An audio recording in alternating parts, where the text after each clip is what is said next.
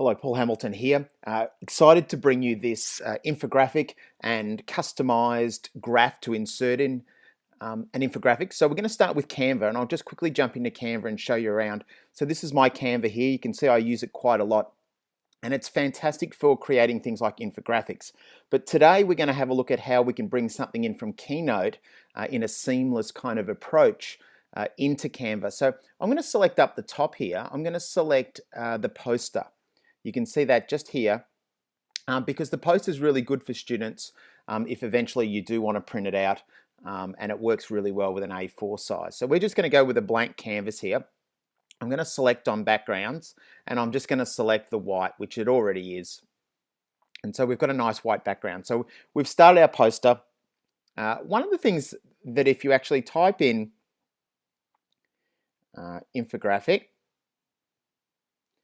whoops, I'll do that again, infographics. We've got lots of things that you can include. You can see here, these are fantastic. We can resize, we can change the opacity, we can do a whole range of different things. We've got maps here, we've got the percentages and things, but sometimes when we're actually looking for things that we need, we don't actually quite have them in Canva in regard to specific data representation. So today we're going to have a look at Keynote. So I'm going to jump into Keynote quickly. And one of the things that iWorks does really, really well is it creates tables and graphs really simply, especially with younger students. So I'm going to say create a new one. We'll create a new presentation, and we'll just go with a basically white one. It's always good to keep in the back of your mind, and I'll just delete these two text boxes here. Keep in the back of your mind what's the background of your infographic, because we really do want this integrating, I guess, into the infographic in a seamless way. So the colors of the background are pretty important. So I'm going to go up to the top and press plus, and you can see there that the second one along is actually graphics. I'm going to select a 3D graphic, and I might go with like a pie graph kind of representation there. And I might be working with greens and things, which is great. So what I'm actually going to do is just press on it once. It takes a little while to come up sometimes in Keynote.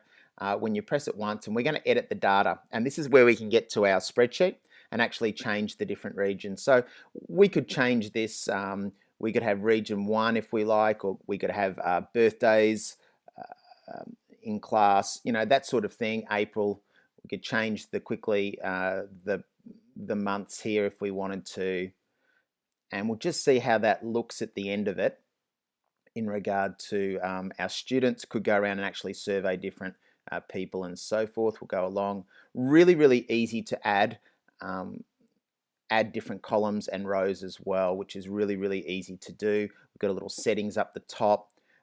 When we press done, the other thing, so now we've got the percentages here. I will show you something else here really, really quickly. So I'll just move this, make it a little bit bigger,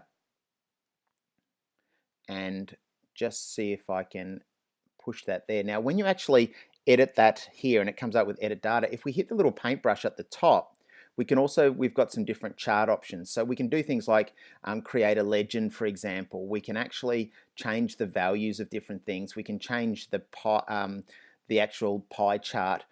We can actually change the axes by going into the actual chart options. So we've got different value levels, so we can actually put them on the outside instead of the inside. We can put the series name. We can do a whole range of different things. If you're doing a bar graph, for example, you could actually bring those in the X and Y axes. You can actually label, and so you can do a range of different things. But there's just a really, really quick pie graph in regard to setting up. So what I might just do is I'll put the values on the inside. They look a little bit better there. And what we're basically going to do is press play and then just take a screenshot to get rid of all the backgrounds. And so what we've done there is just created our own, I guess, pie graph graphic. And then we're going to quickly jump into Canva again and just import it. So I'm going to click on Uploads, and then on the left-hand side, I'm going to go to Photos. I'm quickly going to grab that little icon there. What I could have done there is I could have actually cropped that and actually brought it in without the white, but we'll see if we can make some adjustments there as we go along. We'll let it load up. It takes a little while to load up, because remember, when you're taking a screenshot, it may take a little while, and then we might just move it up here. And if we double tap on it, we can actually make it a little bit bigger, for example, so we can get rid of all that extra stuff. Press the ticky box, And what we've got now is a customized 3D graphic that we can actually build into our infographic. So I'm just going to get rid of some of these. And then if you haven't already, have a look at Canva, have a look at the different ways that you can actually, some lessons that you can learn about color palettes and spacing and doing different things like that. But I thought this would be a really valuable lesson. And what we can do now with that is we can bring in different texts. We can add text. We can search for things like, let's say, dots. And when we search with dots, you can bring in little things, little infographics like this one. This is a nice green color, goes with our color palette. You could actually point on different things and give us a little bit more information on that. And before you know it, you've got this really intriguing visual representation of data and statistics that I guess comes across most year levels in regard to curriculum-wise. So there's just a really, really quick way of looking at Keynote and actually bringing in some customized graphics with Keynote and also using Canva to put it all together in. Paul Hamilton here, signing off.